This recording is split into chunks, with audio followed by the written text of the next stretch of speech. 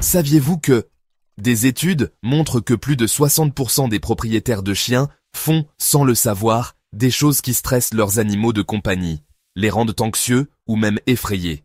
Et le pire dans tout ça, beaucoup de ces choses nous semblent totalement inoffensives.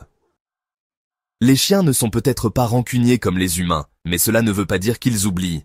Des études montrent que les chiens ont une mémoire incroyable pour les expériences émotionnelles, surtout en ce qui concerne la confiance et le sentiment de sécurité. Alors, si vous vous êtes déjà demandé pourquoi votre chien agit parfois avec méfiance, semble effrayé ou ne veut pas faire quelque chose, ça pourrait être quelque chose que vous faites sans même le savoir. Dans la première partie, nous avons parlé de 7 choses que votre chien ne vous pardonnera jamais. Mais ce n'est pas tout. Il y a d'autres erreurs surprenantes qui peuvent nuire à votre relation avec votre ami à 4 pattes. Avant de commencer, s'il vous plaît, mettez-nous un pouce bleu et abonnez-vous à la chaîne. De cette façon, vous recevrez toujours les meilleurs conseils pour renforcer votre lien avec votre chien. Maintenant, plongeons dans 8 autres choses que votre chien ne vous pardonnera jamais, en commençant par une que même les propriétaires de chiens expérimentés commettent. Oubliez de récompenser les bons comportements. Beaucoup de propriétaires se concentrent tellement sur la correction des erreurs qu'ils en oublient de récompenser les bons comportements. Mais soyons honnêtes, comment un chien est-il censé savoir qu'il est sur la bonne voie si personne ne le lui dit? Imaginez que vous travaillez dur, mais que votre patron ne vient vous voir que pour se plaindre quand vous faites quelque chose de mal. Et quand vous faites tout bien, le silence, pas de merci, pas de reconnaissance. Frustrant, n'est-ce pas? C'est comme jouer à cache-cache avec un patron invisible. C'est la même chose pour les chiens. S'ils n'ont jamais de retour positif, ils pourraient cesser d'essayer. Votre chien s'est-il assis quand vous le lui avez demandé? Félicitez-le. Était-il calme quand vous étiez occupé? Donnez-leur de l'amour. Ont-ils fait leurs besoins au bon endroit? C'est l'heure d'une friandise. Les récompenses ne doivent pas toujours être de la nourriture. Cela peut être une caresse, un jouet, ou même un joyeux « bon chien » ou « bonne fille ». Si vous ne faites que corriger les erreurs, mais ne récompensez jamais les bonnes décisions, votre chien pourrait cesser de vous écouter. Le secret de l'éducation n'est pas seulement de dire « non ». Il s'agit d'aider votre chien à comprendre quand il fait quelque chose de bien. Tout comme apprendre un poème par cœur. L'éloge est la clé du succès. Interaction forcée avec des inconnus. Votre chien est la créature la plus douce sur Terre. Et quand des amis viennent, vous voulez leur montrer à quel point votre chien est merveilleux. Mais, et si votre chien n'est pas d'humeur à avoir de la compagnie? Beaucoup de chiens n'aiment pas interagir avec des inconnus tout de suite, et c'est tout à fait normal. Certains propriétaires, cependant, poussent obstinément leurs chiens dans des situations inconfortables, les forçant à un contact trop étroit avec les invités, les mettant sur les genoux de quelqu'un, ou même les caressant et les serrant dans leurs bras alors que le chien ne le veut clairement pas. Le problème? Lorsqu'un chien a l'impression de ne pas avoir le choix, il peut commencer à considérer les visiteurs comme une menace. Avec le temps, il peut devenir anxieux, nerveux ou même agressif lorsque quelqu'un entre dans la maison. Comment présenter correctement votre chien à de nouvelles personnes? Laissez-les prendre les devants. S'ils veulent renifler et dire bonjour, tant mieux. S'ils préfèrent observer de loin, respectez leur espace. Avec de la patience et de bonnes expériences, votre chien peut apprendre à accepter de nouvelles personnes. Mais en le forçant, vous risquez d'élever un chien qui a peur des invités. Un chien n'est pas une peluche à serrer. Il a des sentiments et mérite le respect. N'utilisez pas une cage ou un parc pour chiens comme punition.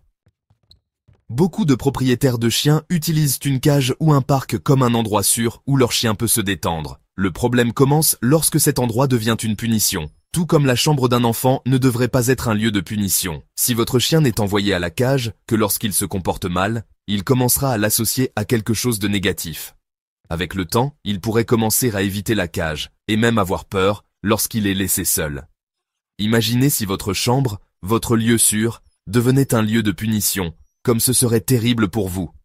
Une cage ou un parc devrait être un havre de paix, pas une prison. Comme une couverture chaude par une nuit d'hiver, pas une cellule froide. Avec le bon entraînement, votre chien verra la cage comme un endroit confortable où il peut se détendre calmement. Comme sa propre petite cabane dans les arbres, remplie de ses jouets préférés. Si vous voulez qu'il aille dans la cage, utilisez le renforcement positif. Mettez des jouets et des friandises à l'intérieur, comme un petit trésor caché dans un coffre. Rendez cet endroit confortable et accueillant. Comme un fauteuil douillet près de la cheminée, un endroit parfait pour une sieste. Ne les forcez jamais à y entrer en guise de punition. C'est comme enfermer un enfant dans un sous-sol sombre, c'est affreux. Si votre chien a déjà de mauvais sentiments à l'égard de la cage, ne vous inquiétez pas. Cela peut être réparé. Comme un jouet cassé qui peut être réparé et apprécié à nouveau. Réintroduisez lentement la cage de manière positive et récompensez-les chaque fois qu'ils y entrent volontairement.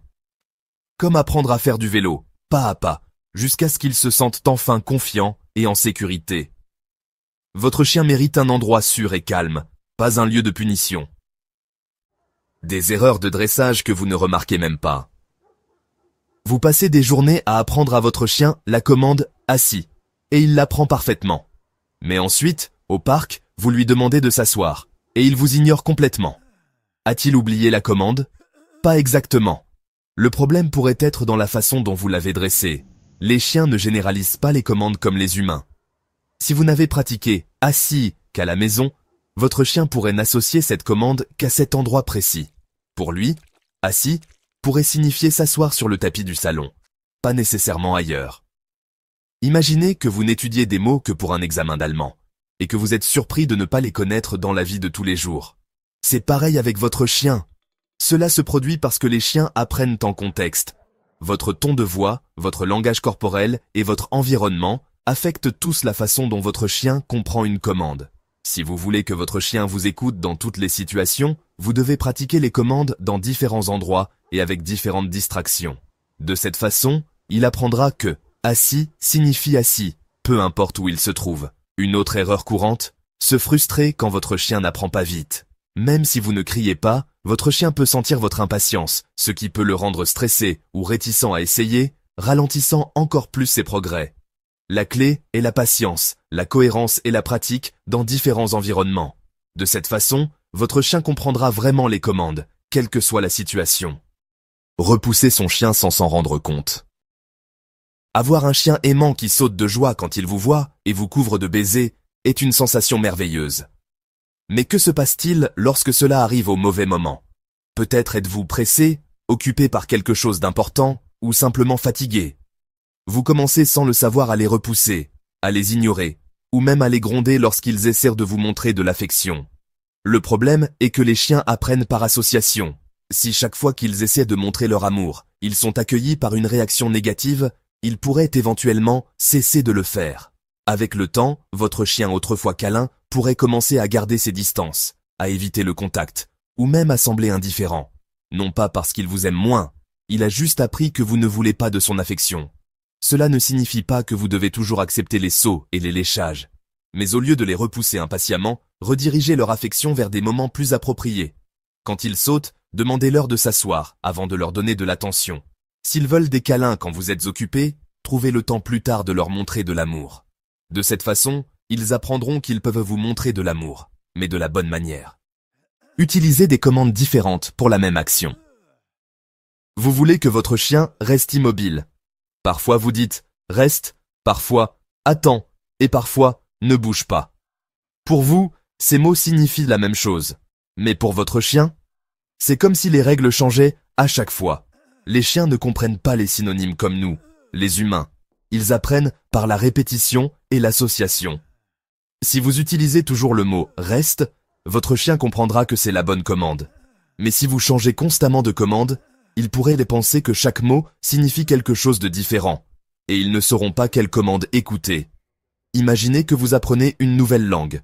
Le premier jour, quelqu'un vous dit qu'une chaise s'appelle « chaise ». Le lendemain, la même personne pointe le même objet et dit « tabouret ». Le troisième jour, elle l'appelle « siège ». Vous seriez probablement confus, n'est-ce pas? C'est exactement ce que ressent votre chien. La meilleure façon d'éviter cette erreur? Utilisez toujours la même commande pour chaque action et assurez-vous que tout le monde à la maison fait de même. Si vous dites « assis » et que quelqu'un d'autre dit « assieds-toi ici », votre chien pourrait ne pas comprendre que c'est la même chose. Les chiens apprennent de mieux lorsque l'entraînement est clair et cohérent. S'ils savent toujours exactement ce que vous attendez d'eux, ils suivront les commandes plus rapidement et avec moins de stress. Les jeux que votre chien ne comprend pas. Jouer avec votre chien est important pour son bonheur et son bien-être. Mais certains jeux qui nous semblent inoffensifs peuvent être frustrants, voire stressants, pour les chiens. Faire semblant de lancer une balle, souffler sur le visage de votre chien, cacher de la nourriture, ou l'appeler sans raison, peut vous sembler amusant, mais cela peut le confondre, ou même l'agacer. Contrairement aux humains, qui comprennent les blagues et en rient, les chiens prennent les choses au pied de la lettre. C'est comme dans ce film Sammy Swoy. Il n'était pas facile pour Cargull de comprendre les blagues de Paulak non plus. S'il croit que vous avez lancé la balle, et qu'elle n'est pas là, il pourrait se sentir trompé, comme si on leur avait fait un poisson d'avril. Si vous l'appelez juste pour le plaisir, sans raison précise, il pourrait perdre confiance en ce commandement. C'est comme crier constamment « Au loup !» Finalement, personne ne réagira. Certaines de ces blagues peuvent aussi être désagréables, voire effrayantes. Par exemple, souffler sur le museau de votre chien peut être agaçant et le faire reculer. Certains chiens réagissent même négativement. Cela ne signifie pas que vous ne pouvez pas jouer avec votre chien. Choisissez simplement des jeux qui apportent une joie authentique à vous deux. Essayez de lancer réellement la balle au lieu de faire semblant. Cachez des friandises et laissez-les les chercher. Apprenez-leur de nouvelles astuces qui stimuleront leur esprit. Si ce n'est pas amusant pour vous deux, ce n'est pas un jeu. C'est juste un tour agaçant pour votre chien. Alors, combien de ces erreurs avez-vous commises sans même le savoir? La bonne nouvelle, c'est qu'il n'est jamais trop tard pour changer. De petits changements dans la façon dont vous interagissez avec votre chien peuvent faire une grande différence pour son bonheur, sa confiance et la confiance qu'il vous accorde. Les chiens ne parlent peut-être pas notre langue, mais ils communiquent à leur manière. En les écoutant et en respectant leurs besoins, nous construisons un lien qui dure toute une vie. Alors, la prochaine fois que vous appelez votre chien sans raison, que vous le forcez dans une situation qu'il n'aime pas, ou que vous le confondez accidentellement avec des signaux contradictoires, souvenez-vous, pour vous, ce n'est peut-être qu'un moment, mais pour votre chien, cela pourrait signifier le monde. Maintenant, j'aimerais vous entendre. Laquelle de ces erreurs vous a le plus surpris? Avez-vous remarqué l'un de ces comportements chez votre chien? Faites-le moi savoir dans les commentaires. Et si vous vous êtes déjà demandé si votre chien vous faisait vraiment confiance, alors ne manquez pas la prochaine vidéo.